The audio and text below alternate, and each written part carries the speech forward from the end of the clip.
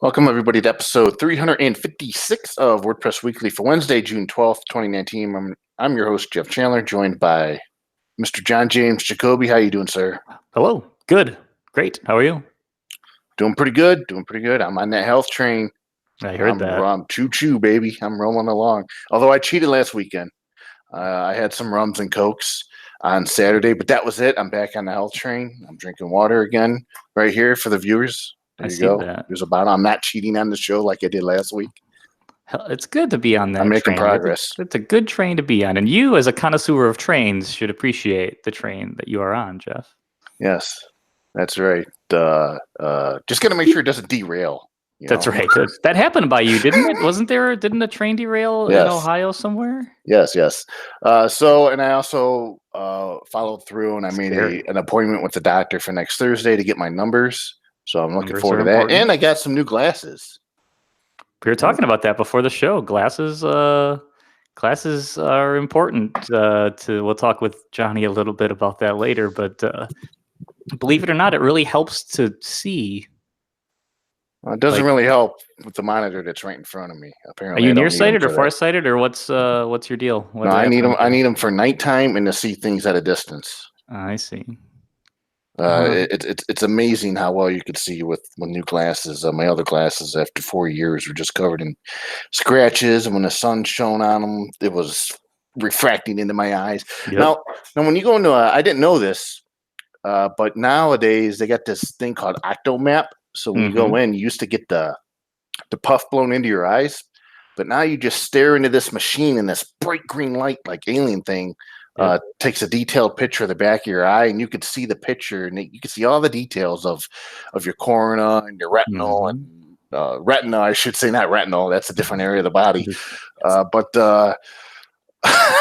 you can see veins and all that stuff. And I found out that my eyes are healthy pretty much. Good. Except for one spot in the vein. You can see there's blood that came outside the vein, and it could have been from the episode I had on Sunday, but she recommended I go see a doctor because it could be from high blood pressure. So I guess they can see all these different health things in your eyes before they actually turn up in the rest of your body. So I thought it was cool, and I hated that puff thing.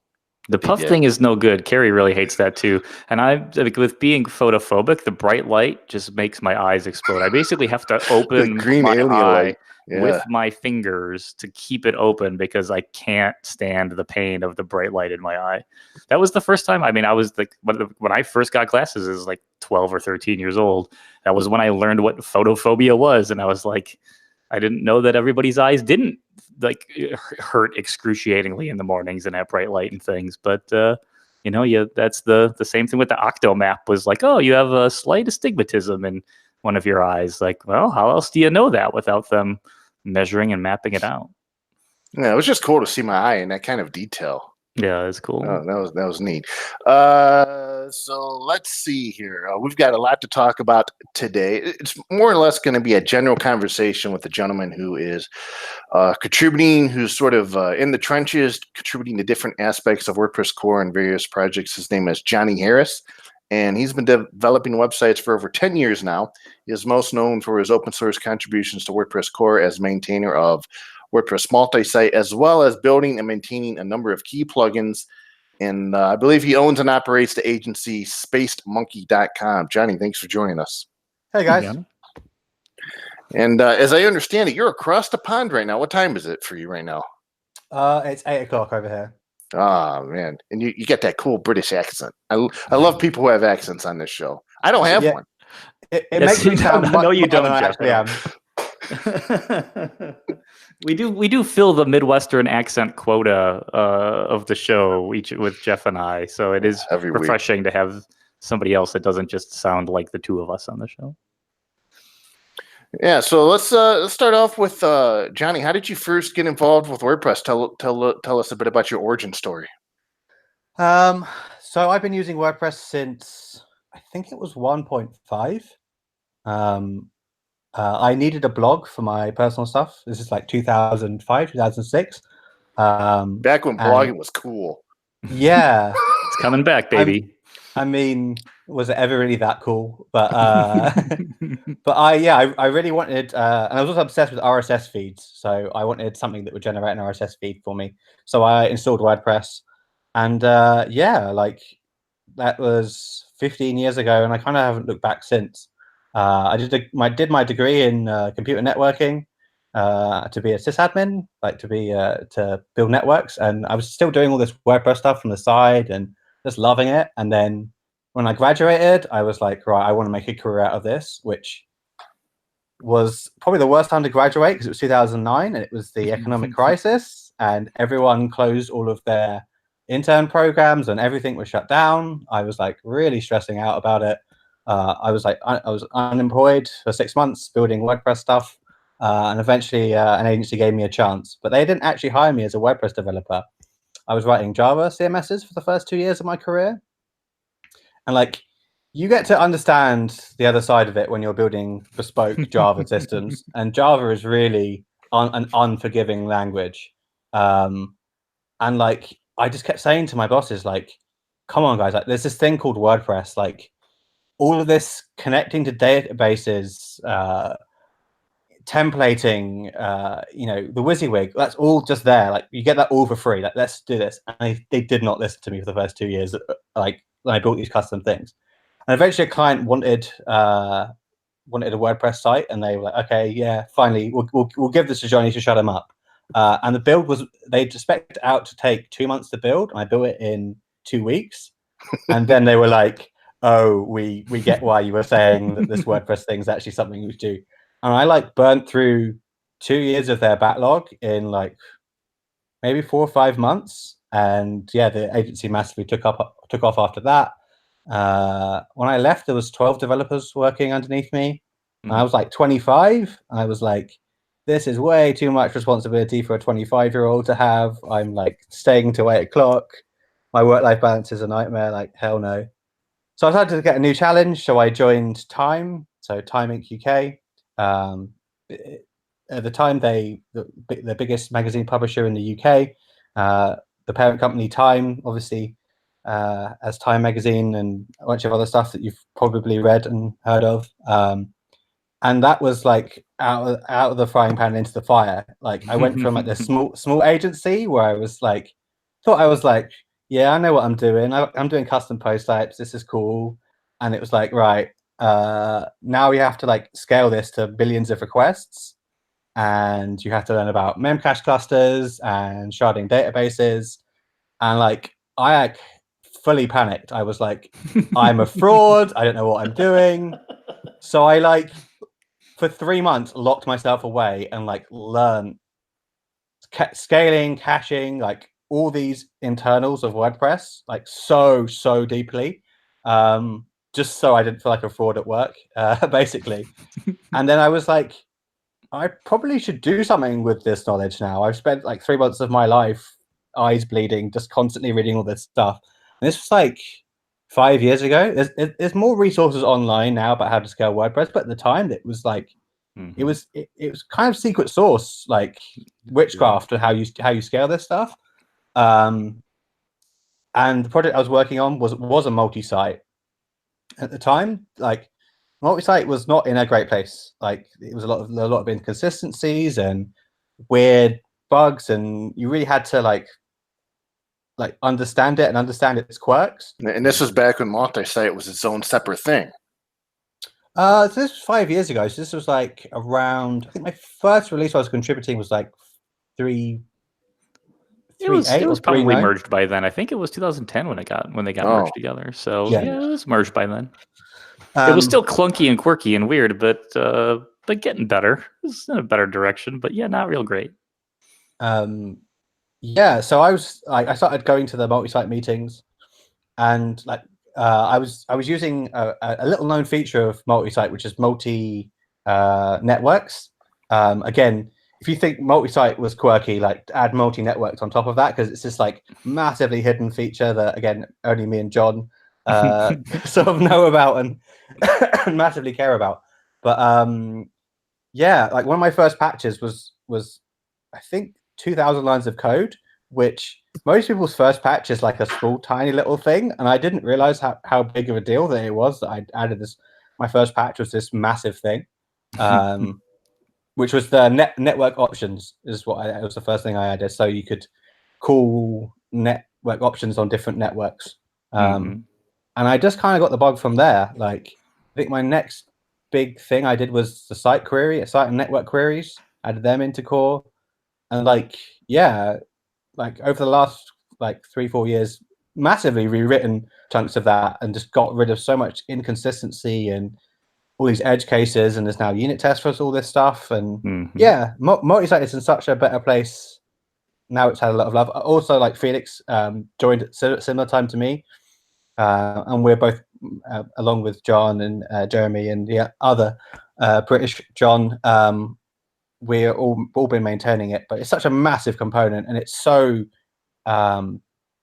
important to so many people's businesses. Like, I mean, it's WordPress.com with 100 million blogs in it, but like, I meet people when I'm out and about, and it's like, oh yeah, I've got 100,000 blogs on my multi-site, and I'm like, I've never even heard of this. Like, it's people are using it to such an amazing scale. They're not publicized because a lot of them are in the enterprise space, a lot of them in the education space, and they don't sort of publicize themselves as well as other sort of businesses that are using multi-site. So was I on VIP when you were at Time? I don't remember much from that long ago anymore. Did we intersect when you were there working on that, or no? No, I don't think so. Because I can remember you using multi-site, and I remember seeing stuff come in from you from that long ago, but I don't remember from where that happened. Yeah. So one of the stigmas for WordPress, since the beginning, we're talking about way back in the days of getting the dig effect, the Reddit effect, whatever effect there was, stumble upon, somebody stumbles your site, and your site would end up turning into a white screen of death. And WordPress developed this reputation back in the day that it was a terrible platform, that it didn't scale, that it couldn't handle massive traffic spikes. What can you say with regards to that stigma? Because apparently you've worked in an environment where that's obviously not true. Yeah, so the big thing when I was working at Time was we were self-hosting it in AWS. So a lot of the times when people want to scale WordPress, they just sort of throw it at Automatic with their VIP platforms. You had VIP. Or just install a caching plugin and that'll solve everything. And again, that feeling of being a fraud, of not knowing how to scale WordPress properly. When people ask me about scaling and caching in WordPress, there isn't a single solution for it, is the honest answer to the question. It's easy to say, oh, go install W3 Total Cache. It's like, but then a lot of time that doesn't really get to the root cause of where your problems are. And like all the tools that I've built, me and John have worked on Ludicrous DB together, which is a plugin that allows you to spread your database tables across multiple database servers. I've built various caching plugins. The answer is you need to look at the traffic that's heading towards your site and understand where the pain points are and use very specialized tools to fix the problems that you have. You shouldn't just throw lots of servers at it. You shouldn't just install these generic caching plugins. You should really take the time to understand that, which is why a lot of the plugins that I have are not on the plugin repo, because I feel like they're more developer tools and they're all on GitHub, but they don't have a UI. They're not sort of for your average punter. They're for people that are really taking WordPress and pushing it to its limits. But WordPress has come a long way, and now that we're on PHP 7, well, PHP 5.6 now and PHP 7, we're going to start to see these leap forwards in the code quality and speed of these applications. I think that's going to be the biggest leap forward, and I feel like it's not just a thing that will affect developers using it. It will affect users that are using it because they'll see that performance. And that's one of the things that initially surprised me is, and Matt showed this in one of his State of the Word presentations about the move to PHP 7 and how the performance increase. I mean, if you're like, for instance, the Tavern, was running on an older instance of PHP, and we bumped it up. We talked to our web host. We had it bumped up to PHP 7 point whatever, and boom, we immediately noticed an increase by doing nothing except upgrading PHP. It was a wonderful thing. Yeah. I mean, getting PHP upgraded is something I've been really passionate about. There's a core team called a Core PHP, and I've been part of that for a while. We worked on the white screen of death protection. White screen of death protection was basically to allow us hosts to upgrade users, and they could then handle issues, because lots of plugins were written with 5.2 in mind, and they could break your site. So the white screen of death might have seemed like a nice feature for users, which it obviously is, but it was primarily a prerequisite for us to move off PHP 5.2 to 5.6 and eventually 7.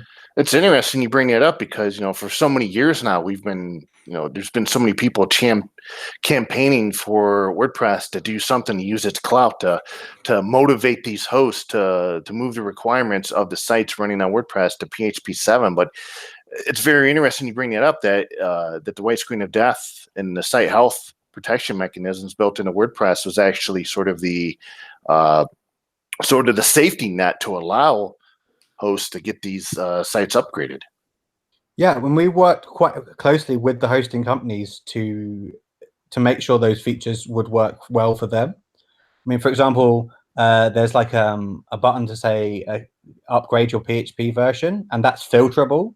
So the idea is that the advice to update PHP by default takes you to the WordPress.org site, but it could be filtered to take it to your own custom marketing if you're on, I don't know, GoDaddy or something, and it would link to their custom page about this. So we massively had hosts in mind, and the secret is, like, hosts do want to be on PHP 7. Like, it costs them less to host it on PHP 7 because it takes less resources, and like it's a good thing for them. But it's the smaller hosts where it's a problem, because if in the the dark days before Docker containers and all these new shiny things we have now to manage multiple instances, a lot of web shared hosting is just literally a server in a back room somewhere, and it's not really making them. It's going to cost them more money than they would get to upgrade it. So they don't see any good reason to upgrade it. So it's going to cost them a lot of money to upgrade it. But with this tool, we said, right, we'll handle the fatal errors, so you have no excuse to not just literally lift and shift everyone off onto new servers. It also is a massively user empowering thing. Like, it allows people to fix their own problems.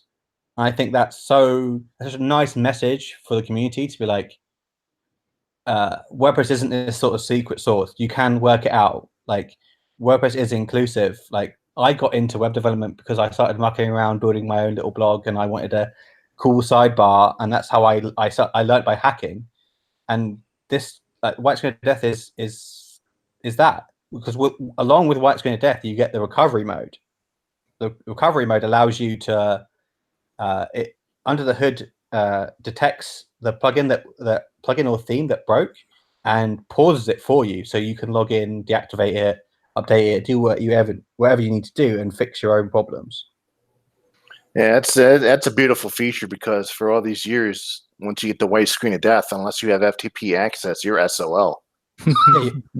You're done.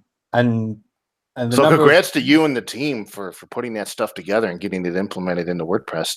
Tell us a little bit about the sort of the implementation and maybe the thought process behind the health check and some of the tests that are involved.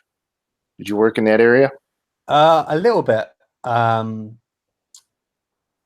Yeah. So that was even more influenced by the hosts, and it's the idea of so for those that don't know, there's a new screen in 5.2, and it basically does some sort of primitive checks to check your PHP version, your MySQL version, and then we have like a recommended version numbers and recommended configurations, and it will give you like a traffic light red, yellow, green of what is perceived as good, and that will over time will obviously change. One nice thing about that as well is it also has filters. So I hope going forward that plugins will also add their own health checks into that. So, for example, like Jetpack, you have the Jetpack connection. They could easily filter in is connected to Jetpack, or plugins that you integrate with like Elasticsearch could have is the Elasticsearch connection working, all that sort of stuff. Yeah, I mean, we've already seen plugins like Jetpack implement their own set of tests into the site health check test area. Oh, I didn't see that. That's awesome, though. Yeah. Like, you build these tools and you hope people are going to use them. But that is awesome. I personally opened a ticket for 10ups Elastic Press because I want them to add a setting in there for that as well. So that is, again, that was part of the rollout plan for PHP, and again that was a prerequisite to try and help users. Jenny Wong and some of the people have been running I can't remember what they're called, but they're like basically Genius bars, but for people's websites at WordCamps to help do health checks. The happiness bar. Happiness bar, that's what it is. I'm sure Genius bar is probably copyright protected, and Apple's going to come for us for that. But well, this show will be taken off YouTube really quick. But they were doing that in person, and the idea was like, well, we can't fix everyone's website. We can't fix everyone's website because not everyone comes to WordCamps. So this really needs to be part of core. I wasn't directly working on that, but it was all part of the PHP upgrade plan. Now, in that area of WordPress is nice because, especially when it comes to troubleshooting, because we usually would have to use some type of plugin in order to generate that information for us and then copy that and send it to the host or send it to whoever. Now it's just with the site check test. It's right there on a page in an easily digestible, readable format. I was running the test on a website on 5.2 after I upgraded, and it said my website came up to be about 78% healthy. So what I did was I installed a plugin that can disable tests, and it disabled all the ones I failed till I got to 100%, and I didn't have to worry about it. That is not how that's supposed to work, Jeff. Oh, okay. Sorry, I think I cheated on the test. So we're looking at hooking into it for easy digital downloads, affiliate WP, restrict content pro, sugar calendar, all of those things, because each one of them has their own settings, tools, utilities, check-in kind of page that we use for support. Like our support team really needs to know what versions of PHP or MySQL or anything else that they're running, and having to like re-roll that same UI into every single plugin to do that, to get that support info has worked okay for a couple of years now, and but everyone is really happy and looking forward to there being some built into WordPress core solution, because it sure beats having to re-implement that whole thing over and over again. Well, it also just centralizes it as well. Like I don't have to like dig around your settings panels to try and find it. Like I know I go to that page, I can see it in one thing. And I think there's going to be more. Like I foresee core doing more checks as well. I know the Gutenberg team are quite interested in having some checks in there to make sure that JavaScript could access the API, and so that was working as well. So yeah, there are more and more parts of core that will probably add those things in. So the one thing that I want to try and use them for is like for plugins that are bigger, the BBs or EDD or and any of them that have custom database tables, is just to be able to defer or have some UI, some central place to be able to say that like an upgrade happened or what version of a database is something on or in, because there were years where we didn't do database upgrades on bbpress.org simply because it would have taken so much time to reindex things on the users tables on WordPress.org, or things where like you kind of just had to know that it was pinned to a very specific revision or version to prevent those things from happening, because it didn't really make a whole lot of sense to expose that in a UI. But now that times have changed and there is a page now, it just makes a lot more sense to be able to plug those things into someplace that so people can stop tripping over it. So it is a really exciting feature. Speaking of Gutenberg, what areas have you contributed to with the editor, and overall, what's your thoughts and opinions on this being the direction and future of content authoring in WordPress? So I've contributed a few places. I've been mostly contributing to the RFCs that they have been putting out recently. I've also contributed a bit of code. Speaking of sort of messaging and stuff, one of the things, so like when one bug that really kind of annoys me is like when you click save and something goes wrong, all it says is update failed, and it gives you no information why it failed. But we have an API, and the API gives you a nice message of why it went wrong. So I want to return that to the user. And generally, I think messaging and error handling is something that Gutenberg could do a little bit better. Cheating, huh?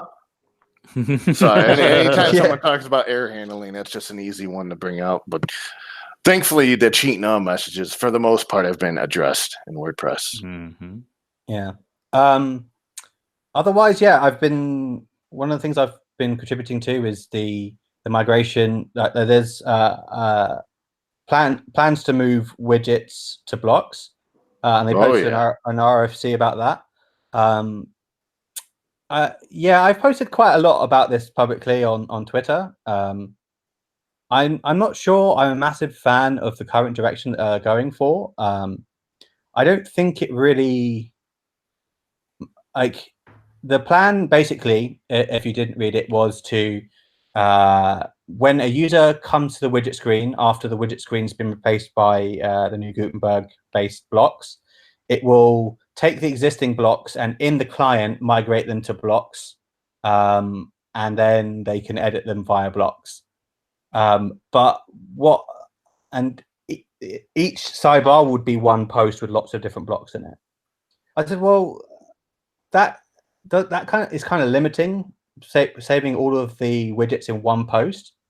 One of the things I was fighting for was saving each block in a single post, because once you have what was a widget as its own post, you have some really awesome stuff you can do with these new widget blocks.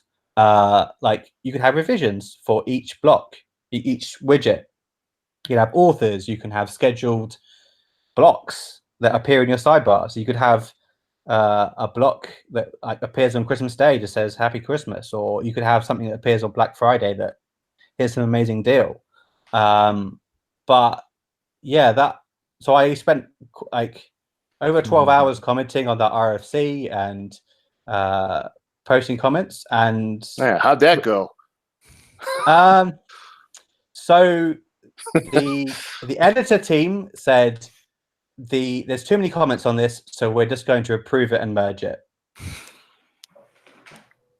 So I was like, what? And I was like, quite honestly, I threw my toys out the pram. I was really upset about that. I was like, well, that's 12 hours of my life just gone, like, bye. Right. And like, I don't understand when you have 181 comments on a pull request. What sane person says, yeah, that's good enough to merge? Seems legit to me. It is a request for comments. It is an RFC. They're asking for feedback. Yes, the crushing irony is that they didn't want comments on a request for comments. Right. To me, we're expecting more than 100. I don't know. To me, if I had 180 comments on a pull request, I'd be like, right, it's time to go back to the drawing board. Let's close this and come back with something that that everyone's going to be happy with, because clearly it's not.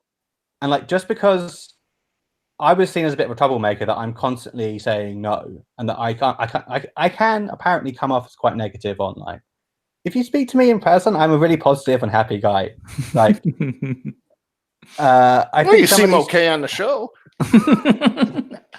Like, I just because sometimes I'm on Twitter or on these pull requests or whatever, like seeming like I'm cranky, I'm not. And I love WordPress. I love the community, but like, I am also not afraid to say when there's something's not right, and I don't think the current plans for widgets to blocks is going to work for. It's going to work for somebody who's got a little blog. I've worked on sites that have had 400 widgets on them, 400 plus widgets on them, and in client migrations, like literally in the browser, moving that data across is just not going to work. Like when you're running 400 widgets. Well, I know. I mean, wow. So that's a lot of widgets.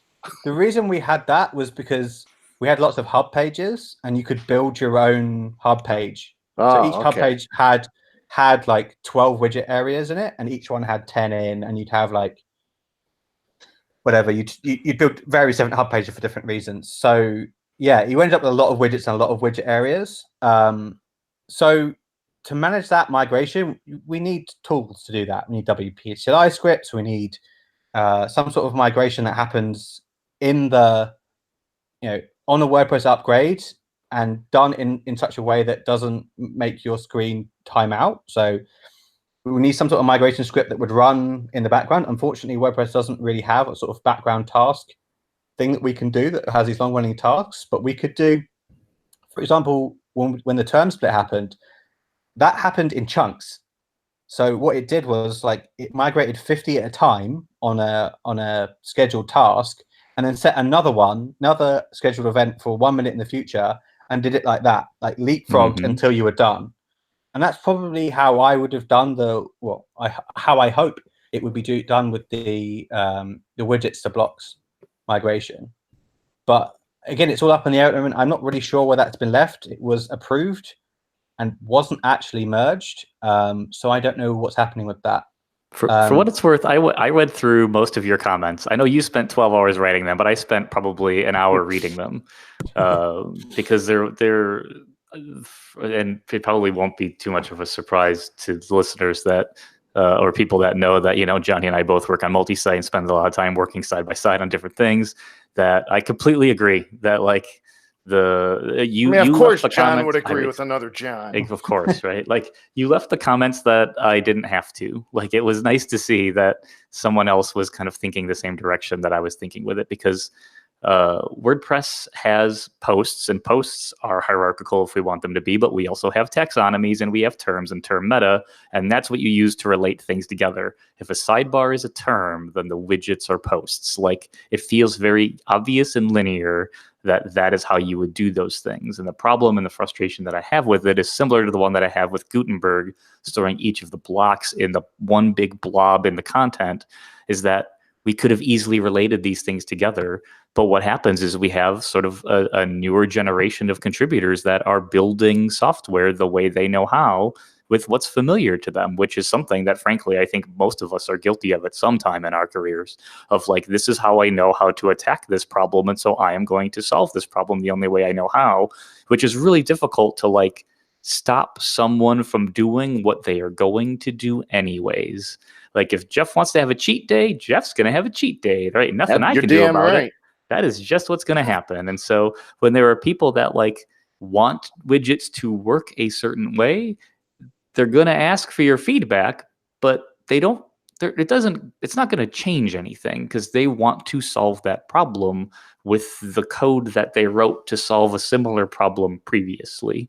Like that's what I think, honestly, frankly, like on my own stupid rant on the show, like is what tends to separate like thoroughly, deeply experienced problem solving engineers from like people that are different at getting stuff done. Like I like implementers. Right. Well, and like Pippin and I have joked because like Pippin is really good at shipping stuff, and then like that, like successful things that people like and enjoy and thoroughly enjoy using. But then like, he has a staff of people that get to iterate on it and improve it and clean it up. And so there's also another part of me, like 50%, that gets that like them solving this problem this way is gonna create 5 more years of work for other people to clean up what the first version of this was. And so like the nice thing about you leaving comments and having there be an RFC and posting those things is that people are able to take your thoughts and ideas and opinions, and you could do it yourself if you have the time, but anyone can take the ball and run with it. Like when this approach doesn't work anymore, or doesn't scale, or isn't really yielding the results that everyone had hoped for, at least you're able to dig through all of the history of the comments and be able to say, like, this is how we could have architected it, and we still should probably do that going forward. So, like, don't feel, hopefully, Jonny, like your comments aren't valued, because I value them, but I think that time usually tells that the right approach isn't always it's not always the hardest one or the easiest one. There is kind of an in between, and so them shipping it and getting it done is their own version of moving the ball forward, and we can iterate on it and improve it over time. Same with multi-site, right? Like, multi-site got the job done. It made WordPress.com what it is. It made .org what it is, and we're able to live with it. We hate it maybe a little bit every once in a while, but we're able to live with it and then kind of improve it over time, which is something that, like, I struggle with. I like to take my time and build it right and get it right, but it doesn't. It's like one of the Linux philosophies. Like, it doesn't do anybody any good if people aren't using it. People got to be comfortable using it first, and then once it's popular and people are happy with it, you can always improve it at any point. So, but I appreciate you leaving those comments. I agree with you 100%. It's hard. I really do appreciate that, but like, it's hard not to feel like I was doing that in a vacuum, like I was screaming into the void, because like, I got some people messaging me privately, and I felt like I was tweeting about it a lot and just going, "This isn't right. Like, come on, guys, can theme people get involved, because this is directly affect them." I was really surprised by the number of people that just kind of sat back and went, "Yeah, let's let Jonny sort this out." Like, and I'm like, that takes a toll on me. Like, it was frustrating, and like, when the Gutenberg team, who are nice people and I've spoken to them, are just saying no, no, no, and not really even giving me a reason or feedback why, just because when all you've got a hammer, all your problems are nails, right? So they blocks work this way in post, so they should work the same way everywhere else. Like, I'm having the same argument again with navigation. So the navigation block, they're going to store all of those navigation items in HTML comments as a JSON blob.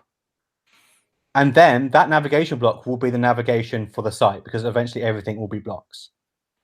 That is not going to, again, I've worked on massive WordPress sites where you've had 200 menu items, massively nested, massively insane menus. That is not going to scale in HTML comments. The reason they're in HTML comments in the first place was backwards compatibility. It's not. No one thought, "Oh, this is a great way to do this," as JSON comments. Like, in HTML comments, you can switch between the classic editor and Gutenberg without it being a problem, because it's just a HTML comment. The classic editor just ignores it, and it's fine. But the second you try and take that weird backwards compatibility decision and then force it on other parts of core, it doesn't make any sense. Everything else is built as custom post types. You've even got stuff like the customizer change sets. That's a custom post type under the hood. Like, everything is custom post types and taxonomies. Why are we breaking out of that paradigm? That's how we as developers use WordPress, custom post types. Well, it drives me a little crazy too. I mean, like, I get that, like, the WordPress's database schema is not always necessarily the most flexible, even though I think, like, WordPress got a lot right. Like, not to be a spoiler for my own WordCamp Europe talk or anything, but like, if it kind of feels like, instead of, like, the avoidance of building a proper database table to store all of this stuff has meant that it just gets, like, precompiled into a blob and thrown into the content. Like, it's kind of just like folks have given up trying, frankly. Like, this is kind of relatively simple database architecture for just designing something, and then the way that you need to query it and store it, and then trying to build in some future flexibility if you need it. And like, it's pretty flexible with taxonomies and meta and posts and everything. Like, it's kind of okay, but there are places where it just doesn't fit or it doesn't work. And so blobbing it all up and just saving it as one thing and then iterating through all the text is like the worst case scenario. Like, there's no reason to have to do anything like that. And so, like, even the backwards compatibility part of it could be solved in other different ways. But like, using the navigation again is in a blob of it. I agree. Is just like, it's kind of silly, but we'll be having a different conversation in 5 years when like everyone else catches up and understands that it doesn't work. And then we'll be talking about the new version of menu blocks and widgets and things, where you have to migrate all the data and you have to chop all the blocks up into separate little data chunks and then save them someplace else.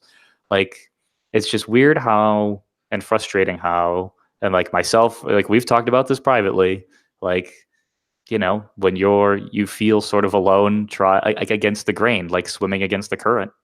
And then you have a reputation for swimming against the current, or for being not a team player, or for not being on board with the direction that things are going. Like, this is what many people felt during the initial development of Gutenberg. They're contributing in the comments, and they felt like they're going against the grain, that they're calling things out, that this isn't going to work. And typically we're met with no, it'll be fine, you just watch. Mm-hmm. Or avoidance, right? Frankly, like, people.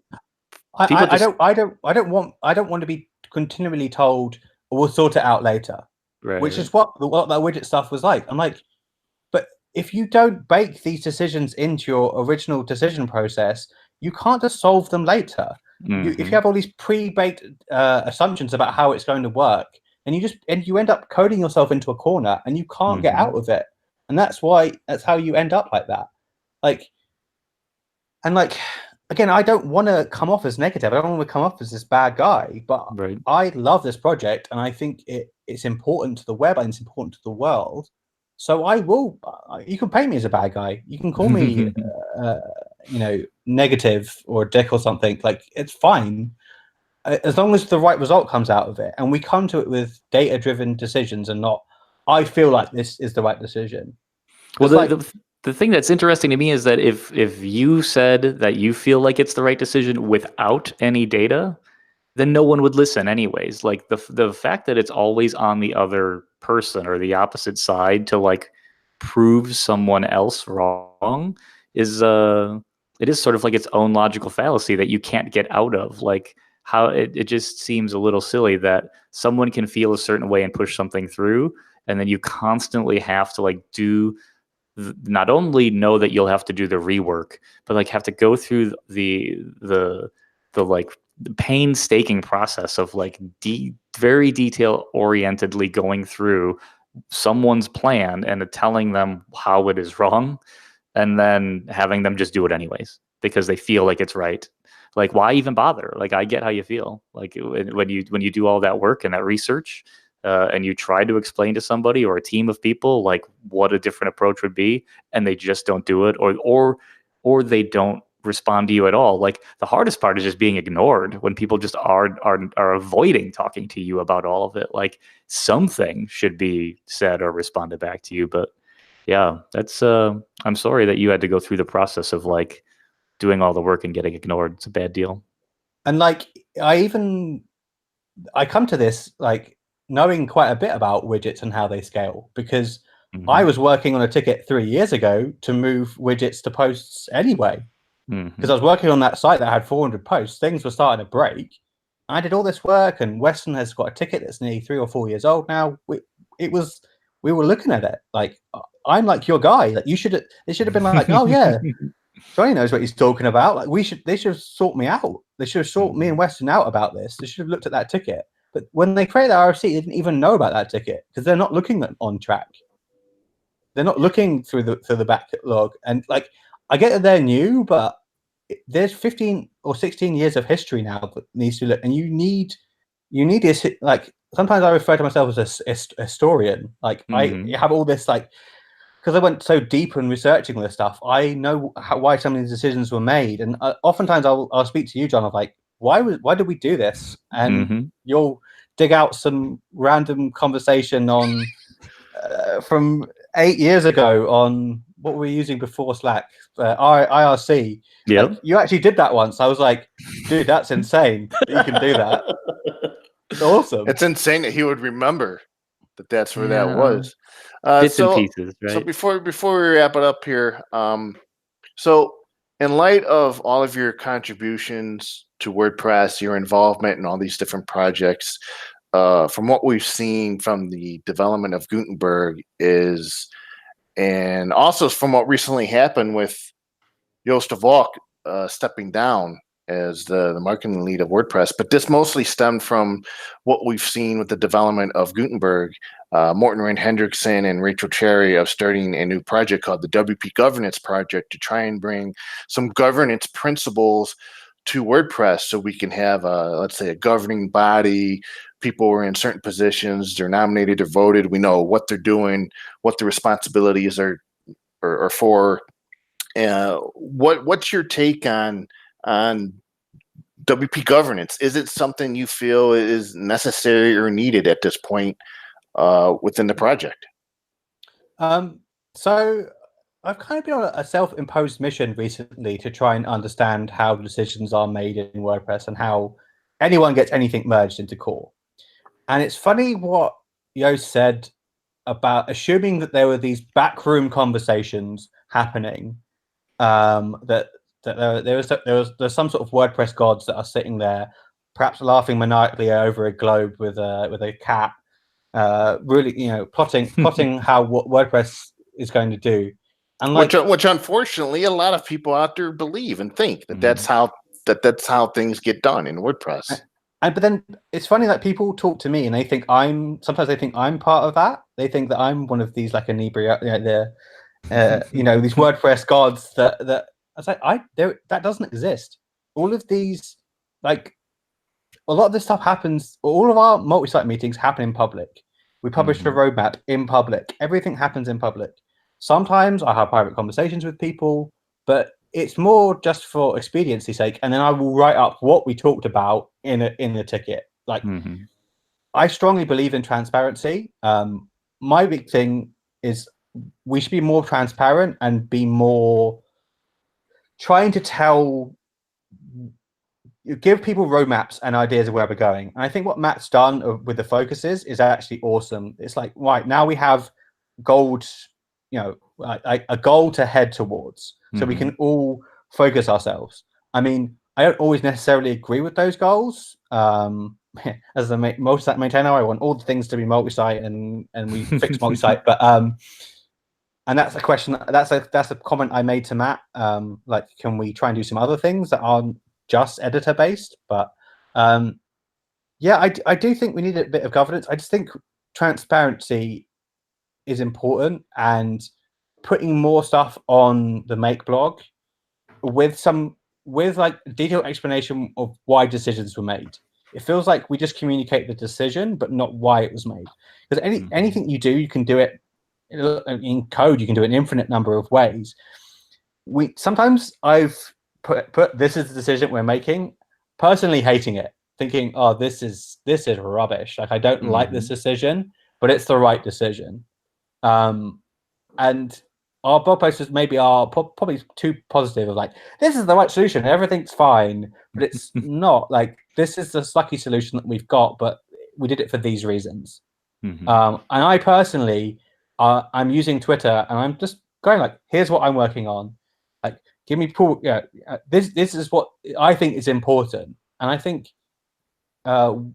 we as core developers should be using our blogs. We should be using Twitter to communicate what we're doing and what we think is important. We should also like try and take feedback from. Like, I go to a lot of WordCamps and I just like ask people like, what do you think's missing in WordPress, and try and get their feedback, because WordPress is so focused on being user-centric piece of software at the moment. I think it's discounting developers, and it's making developers' life a little bit harder because we're constantly going, well, the users first. I'm like, well, developers are also users, and if you give developers awesome tools to build awesome stuff, they will make great experiences and great plugins for users. So helping developers helps users. And I feel like the constant argument I'm having is like, but we should like, making blocks should be easier than it is. Like AFC has done some amazing ACF, sorry, there's some amazing stuff around these PHP based blocks. Like, freaking game changer. I wish that was what version 1 of Gutenberg was. So we have this massive infrastructure of blocks, but unfortunately it's all ES6 and React, and people had to massively upskill themselves. Everybody seems to be using these different tool sets to create just their builds or their layouts just to be able to get to the point where they can make a block. That could be its own show, because that bothers the heck out of me right now. Like the not only just build tools, and not only everybody using like kind of frantically different stacks to try and get the job done, but like as much as I am super happy for all of our friends at WP Engine that just shipped DevKit, like we're sort of reinventing browser wars all over again for ourselves, where we have like all of these different local environments, all these different ways to like ship or write a WordPress site or plugins or themes. Like the WP CLI has a plugin scaffold, it has a theme scaffold, we have underscores, like we spend all this time trying to boil something down to the bare ingredients of a thing, and then once we do it, we just start all over again. And we haven't learned anything. XML RPC finally gets most of its coverage, and we ditch it for a REST API. We get REST mostly filled in, and it'll probably be GraphQL that replaces it. Like there is something that like is just very human and like infinite about the way that we all kind of try to resolve and solve again the same problem that was already solved before us. We've had MAMP. MAMP has Xdebug. It has PHP unit. You could just use it, but everybody ends up reinventing something to solve a very specific or address a very specific need. And so there was always some period of time where there is some tool or multiple tools to choose from, and they all are like 79% awesome and like 21% painful.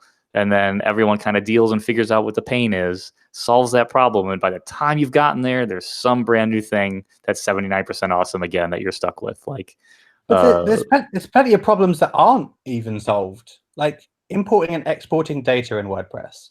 Right.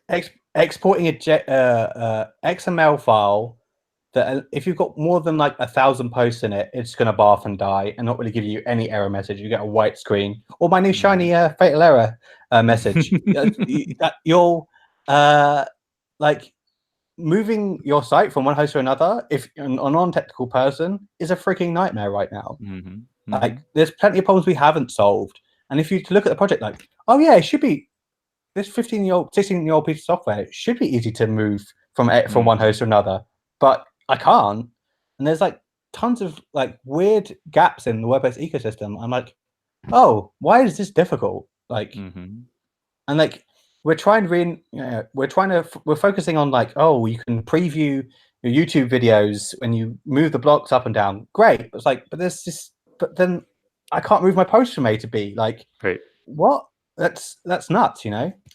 Do you have, Jonny? Have you done any work on Drupal maybe recently, or have you been monitoring Drupal? Because from what I've seen from their development process, they've seen to have gone developer centric first, building all these awesome kind of developer toys and tools into their first, and now we're starting to see, in fact, it was just released. Sarah Gooding wrote about this earlier this week in the Tavern about Drupal Gutenberg 1.0. It's not ready for production sites to be used out in production, but it seems like Drupal has gone the way of developers first, then users. And I've always been wondering, are we ever going to see the tides change where the developers start creating all these nice user experiences and other things in Drupal where they start to overtake WordPress and market share because WordPress maybe doesn't have the developer first mindset? Yeah, I mean, I haven't used Drupal recently, but I was at an open source day where you had Joomla, Drupal, and WordPress people all working together on various different stuff. And it was really cool to talk to the different communities. One tool the Drupal team had, which is friggin' awesome, was so when you submit a patch to Drupal, still patch files, but you can click a button, it will spin up a little server that lasts a day, with the latest version of Drupal or whatever you specify, and apply the patch to it. So I don't need to have some janky VVV local dev environment set up. I can literally, with just a browser, start testing patches. And like, can you imagine if we had that for WordPress? Like, go to Contributor Day, and all you need is a laptop with a web browser. You bring a little Chromebook or your iPad with you, and you can start testing patches for us. You can test translations. You can test CSS changes. Like, that'd be friggin' awesome. Like WordPress needs to massively improve its tooling, because like if you've ever dealt with track, it's a nightmare, and it's the thing that, like, when I think about this project, I'm like, I love it, but the thing I hate the most about it is track and dealing with that awful interface, uploading patches, having to manually run unit tests. Like, no, it's 2019. We've got better tools. Like, please, like, and when Matt says, oh, when people ask him whether we're going to get rid of track, it's like, oh, it's not a priority. I'm like, how is encouraging thousands of people to contribute not a top priority for the project? I don't understand. Like, we're really focusing on moving. Like, it's more important than anything else is to get off of that and having nice tooling to make it easy for people to contribute from home and contributor days. And yeah, if WordPress doesn't step up its game, it will lose market share. You heard it here first, folks. I thought it was going to be maybe this year because of Gutenberg, but I don't know. It seems to be inching upwards ever so slightly. So with that, I guess John, I'll leave my John. I don't want to get confused here. I'll leave it up to you to have final last words, and Johnny, I'll let you do anything you'd like to mention or talk about, and be sure to tell us where we can follow you and keep tabs on you. And we'll send you on your way. I don't really have any questions for Johnny, because I can ping him anytime I want to. Apparently, from what I've heard. We've talked a lot about different things. So I don't know. I guess just on the show, I want to say that I appreciate you. You work hard. You spend a lot of time working on a lot of different things. Oh yeah, there's a heart right back at you. There you go. Thank you for your contribution, sir. Yeah, it's not always easy, and there maybe aren't always a lot of pats on the back or a lot of thank yous, but it's worth it in the end. And it's nice to know you. It's nice to have you as a friend. It's good to see you on the show, and I'll see you in Europe. Yeah, man. All right, so Johnny, where can we keep tabs and follow you? And will you be obviously? I guess you'll be at WordCamp Europe. Yeah, I'll be at WordCamp Europe. You'll find me at the bar probably. You can follow me on Twitter, the Space Monkey. I'm Space Monkey on GitHub and spacemonkey.com. I blog about very, very developer-focused things. So if you want to really nerd out, read some of my blog posts. And yeah, thanks for having me on, guys. Well, I wonder how many people out there listening to Johnny Harrison just going like this. You know, they're just nodding their heads. But you know, the good news is that we've seen Josepha Hayden was brought on board earlier this year. She's kind of like the executive director in front of Matt. She's trying to wrangle everybody, ensure communication between the teams. She's trying to, it almost looks like she's setting up a governance within WordPress when you start looking at the way things are progressing. And we're looking at eventually trying to at least get people to be able to submit patches through GitHub. That would be a step in the right direction for a lot of developers. You know, there's things afoot, but geez, and everything's slow going when you power a third of the web. I guess you need people. You need manpower. I guess. I spoke to her for people power. Sorry. I spoke to her for about 2.5 hours at WordCamp London. Yeah, I've got a lot of time for her. She's maybe not publicizing all the stuff that she's doing, but she's working so hard. I can't wait for her to start talking about some of the stuff that she's doing. Oh man, we got to get her on the show, John. Yes, we do. Right after we're going to get her on after WordCamp Europe. You know, give everybody a week or two to decompress, because there's going to be a lot of awesome stuff coming out of WordCamp Europe. Well, Johnny, thanks a lot for spending your evening with us here, and thank you for listening to the show. And so there you go.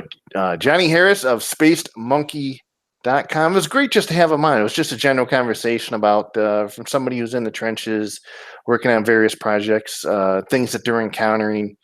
And there you have it, John. And obviously, you know what he's going through because you talked to him. But we do talk a little bit about it. It's we have a lot in common, a lot of different things, experience, perspectives, ideas on the directions things should go. And so, it's important to be supportive, have friends, all that stuff. It's good.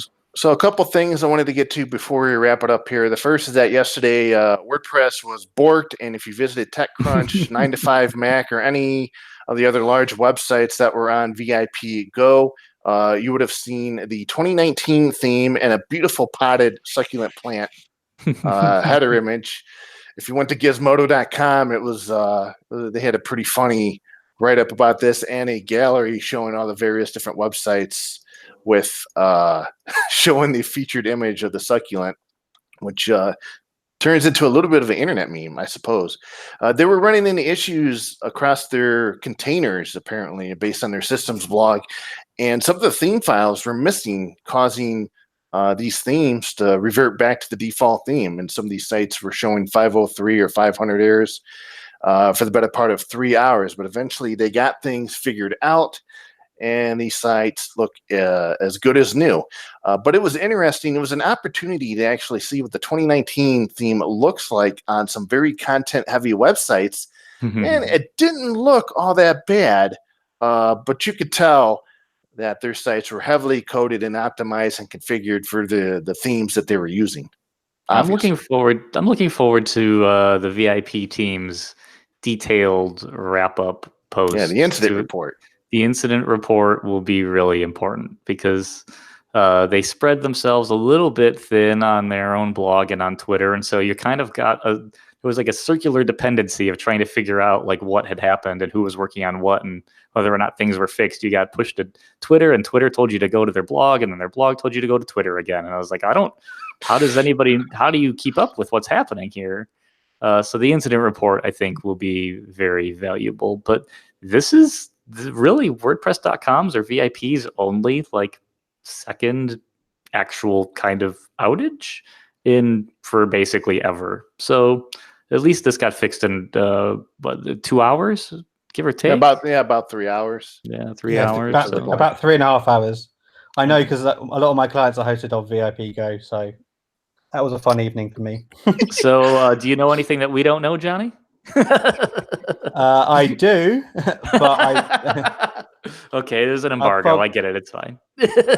No, I don't want to. I know a lot of people that work at VIP Go, and I don't want to throw shade their way. It's hard to host those big sites. So yes, it is. Yes, and as John James Jacoby mentioned earlier, WP Engine has launched DevKit. I want to give a shout out to Chris Wigman and Jason Stallings, who have been working on this for the past few years. DevKit is a WordPress local development environment that includes SSH gateway access, push and pull deployments to WP Engine. Of course, you'd have that because it works exclusively with WP Engine, although it can work independently of the host as well. You get PHPMyAdmin, WebGrind, Varnish, HTTPS proxy, Genesis framework, WP CLI commands, which is also exclusive to DevKit because WP Engine acquired StudioPress a few months back. Currently, DevKit's user interface is command line only with plans to add a GUI later this year. You could sign up and test it out in the open beta. It's available for Mac and Linux. And so you could sign up on their sign up page. And one thing I noticed is that, so I started thinking about this. So WP Engine has DevKit. Hey Flywheel, or Flywheel has Local by Flywheel, local. And I was like, I guess it's not a bad idea if you're a web host, if you can create or purchase this local development software, have it tied, have it have some features where it ties specifically into your site for staging, deployments, push and pull technology. But then I was thinking, what if you're a developer, you're a client or a consultant, and you're managing various client sites, and you have some that's on Flywheel, some that's on WP Engine. Now, what do? Do you have 3, 4, 5 different local environments that you use to manage their sites, or do you just house everything in one environment and hope for the best? That's what I was hinting at earlier, and you're right. You're probably stuck having all of them installed. Like the nice thing, like Johnny kind of alluded to earlier, is that most of these tools, and I think DevKit is probably one of the first that really is just relatively lightweight and kind of nicely containerized, where you're not necessarily running everything in its own VM like you do with Local by Flywheel or some of the others. Like, this is just everything kind of nice and neat in its own container. And like, don't get me wrong, earlier in the show when I brought DevKit up, is like, I am happy to see these tools and I love all the people that work on them equally. It's just like you said, Jeff, it's a weird future where you've got all of these things installed, and I mean, our poor battery lives on all of our laptops are just look at this Swiss Army knife. It has every tool is a different piece of software that installs a local environment. Well, and like specific to the host that my client is on. It's like the infinite loop of like mono repos and microservices. You build something that has everything like MAMP and everyone hates it. And then you build something small that's very specific like VVV or Local by Flywheel. And then people love it for different reasons. And then a bunch of stuff gets added to it.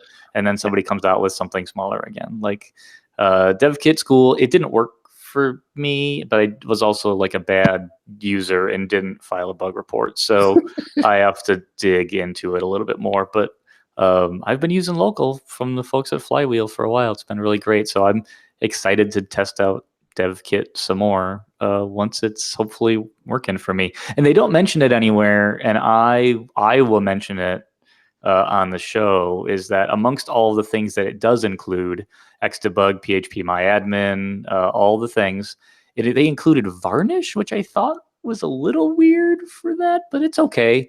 And then they don't mention it, but it does include PHP unit. So for folks that do want to try using DevKit for their own plugins or theme development and running their own unit tests, that PHP unit is included in DevKit.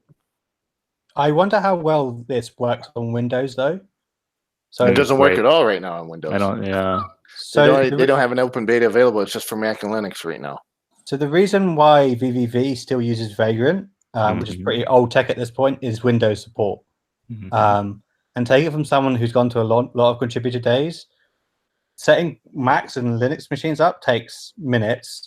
Setting up VVV on Windows is what takes the morning for me. And like a lot of people can't afford to buy a Mac, so we do have to still support these users. And it's a hard problem to solve. Like I would love a Dockerized development environment that the WordPress core team supports and we can do, but like supporting Windows it's been the nightmare for it.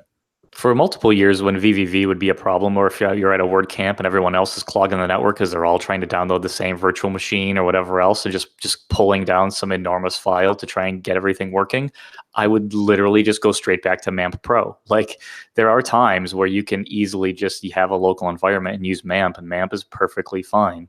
But when you're working in modern stacks and more complex kind of environments, then it does make sense for you to have a dedicated tool for that. And like, the VVV was one of those projects that is very close to my heart, even though I didn't really contribute a lot to it. I used it nonstop every day, all day long for multiple years for a while there. And but it's always been something that required a little bit more attention than I wanted to give it.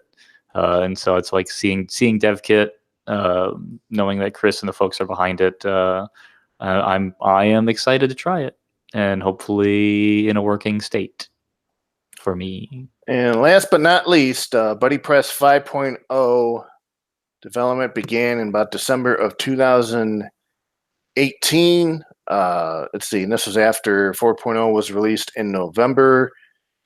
Apparently, the BuddyPress core team has not published a roadmap for what will be coming in 5.0, but features and fixes added so far can be found on GitHub. And one of them is the BP BuddyPress Nuevo template pack will use the same password control that is used by WordPress. So BuddyPress users will be able to set their passwords using WordPress's interface on the registration page and on the user's general settings page. So by default, BuddyPress will generate a strong password, but the user can still edit it if necessary If the user selects a password that is too weak, the submit button will be disabled until the user confirms they want to proceed by checking the check box.